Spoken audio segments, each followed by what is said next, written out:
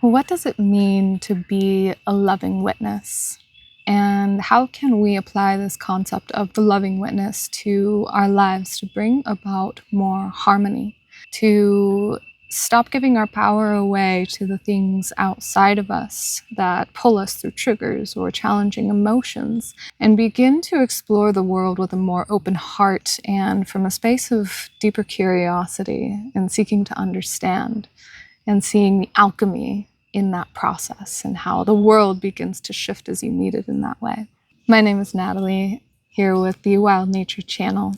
And this channel is all about providing you with empowering concepts, empowering practices, and different ways of thinking and being in order to strip back the layers of stories and constructs that have been adopted in your life so that you can come back to the truth of who you are underneath that beautiful wild nature that you hold. And to start today's topic on the loving witness, this has been a really powerful one that I want to tell a story around because I had a download. And I always hesitate to say that because I feel like it's a very overused word, but this was a really powerful experience that I had that really illuminated to me the power of the loving witness and the power of bringing in love to spaces to transform them. And I want to first start by saying my understanding of love is not love and light, no darkness, nothing else exists. Like, I'm here for the darkness too. So love to me, it does not condemn, it does not judge, but it also does not condone. So if there are actions that are not of love, it can be tough love too. That does not condone things to take place that are not of love. And this download, this experience that I had, I'll drop you into this really beautiful story. So this was an experience I had during sleep, I guess you could say. I wasn't really sleeping. It was fully activated the entire night. And it was a repeating vision where I was in the room of my heart. I was in the room of my heart, seated at this table in this beautiful emerald green room that was shining bright, and I had this really calm essence of neutrality and this deep essence of curiosity and just truly wanting to understand. And from that space, just holding this neutrality, this deep curiosity, I, one by one, would open the door to my heart to invite in different people, different situations in my life that I felt were hurtful to me at that time or were triggering to me at that time. And one by one, inviting them in, kind of like the Buddha inviting your enemies to tea, inviting them in to sit down and talk.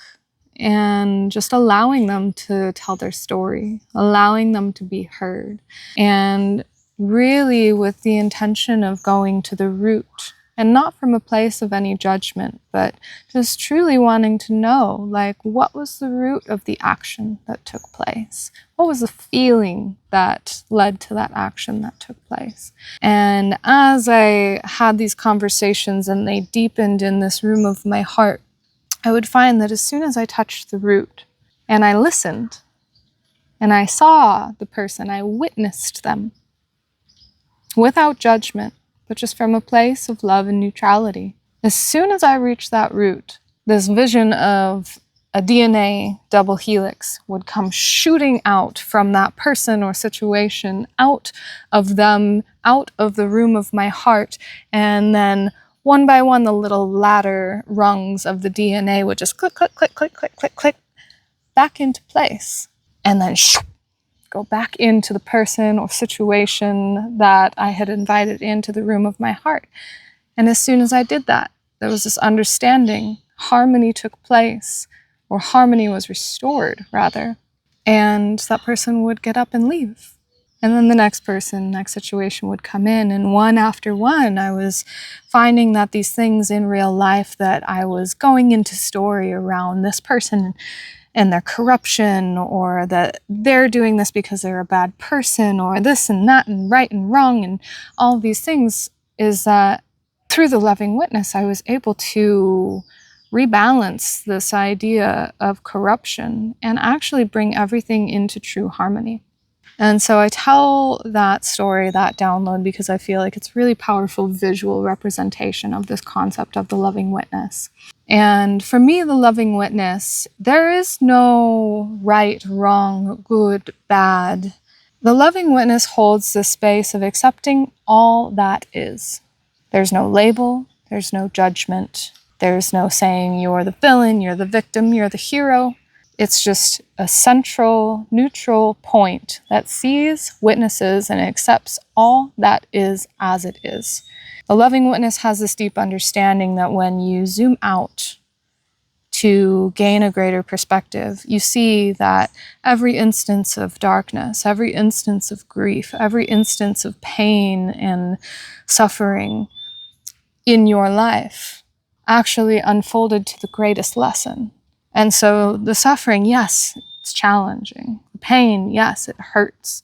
But when we label it as good or bad, then we are putting a repellent on that thing rather than welcoming it in and seeking to understand, hey, what is the lesson?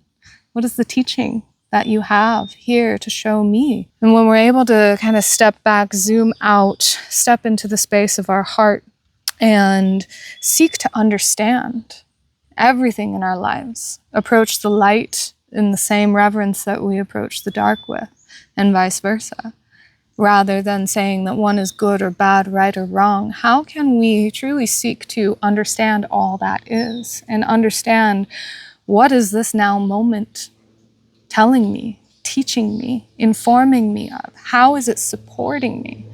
How is it in my favor? What are the underlying wisdom messages that are just waiting to emerge from this thing that I want to label as bad or wrong or corrupt?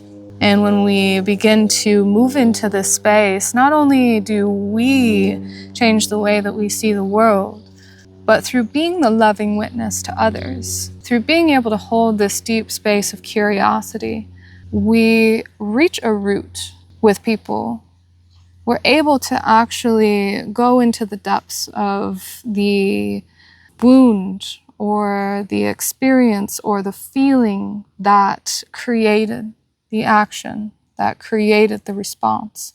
And oftentimes we find we have more in common with the person that we want to label as bad, wrong, right, heroic, the villain. We often find that at the root of it all, we are the same. Even though the actions and directions and the roles that we play, vastly different. But when we really come down to this approach of the loving witness and we seek to understand, we find commonality with the world around us. So not only is it healing for us because it allows us to step away from the suffering, which human suffering occurs when we want things to be different than they really are. So when we can come into the space of really deep acceptance and love, not bypassing if something just doesn't go along with your values. Yes, we address it still. We don't just say, love, yeah, it's good. Like there's a truth, there's an embodiment of love that is also fierce. And it sets the boundaries that are needed. And in that moment, you may be the person that is hurting that other person. But when you come down to the root of it, you may be the one that is invoking the most growth in them. And I truly believe that if we all were able to come into this notion, this essence, this embodiment of the loving witness in all areas of our life, that we would solve most of the world's problems. If we allowed right and left to come together with this true curiosity, and I'm not saying that might be possible anytime soon, but can you imagine, if these two polarized sides, left, right, up, down, right, wrong, they came together and they actually had a conversation from this deep, heart-led curiosity, where there was no condemnation in the mind or a seeking to prove that they are the villain, but a true, hey, I'm curious why it is that you are taking this action. I'm curious, what is the root underneath it all? What is the why behind what you are doing? I truly believe that if we all came into the world with this deeper presence of the loving witness, that we would solve most of life's problems, because we would remove the duality that polarizes us so much. We would remove this trauma triangle of victim, villain, hero, and we would understand that we are both all of them and none of them at the same time, and that everyone else around us is all of them and none of them at the same time. We find this central connecting point between us and the world around us. And when we're able to really step into the world in this way, the power that comes from within. And I'm not saying it's easy. When you're really deep in emotion, it can be real hard to step into that loving witness. Don't I know it? It's still a practice for me. But as soon as you're able to touch into it, as soon as you're able to say, hey, okay, cool, I needed to express and feel and move through those emotions and not avoid them and bypass them. And now that I've shifted something, how can I come back into curiosity? What is this teaching me? What is this now moment informing me of? How can I remove the labels, remove the duality, and just accept it and try to learn? Everything is always trying to teach you something. When you're in the space of the loving witness, you receive those messages more quickly, and you're able to navigate through the ebbs and flows of life with more ease. Your bounce back is a lot quicker when you reach these really intense emotional states, when you feel really triggered, when you start to practice this approach of the loving witness, of living from the heart, of seeking to understand, of approaching life with curiosity. You find a really deep power that comes with that.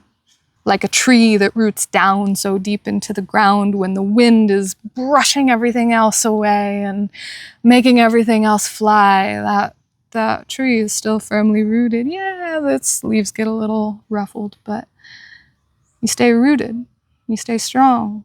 And what a just powerful view to have the world with. What is everything in my life here to teach me of? So I invite you to explore, even just for a day. Try it on, like a new pair of shoes. See what it feels like when you go into the world with that curiosity, with your work, with your family, with your loved ones, your friends, frenemies. Yeah, I invite you to try it on for one day and then see how it feels. I hope you enjoyed this video. And this is something that is a really powerful concept for me that I've been adopting over the years, even before that first download. And so I really hope that it serves you in your path to empowerment and uncovering deeper truths and allowing the world around you to teach you, to help you in your growth. As always, if you liked this video, hit that thumbs up button. Comment if anything resonated with you. Share with someone you think might need to hear this. And if you want more content like this, please hit that subscribe button, that notification button, so you can stay tuned to more empowering content. Thank you all so much for joining and watching. I'll see you next time.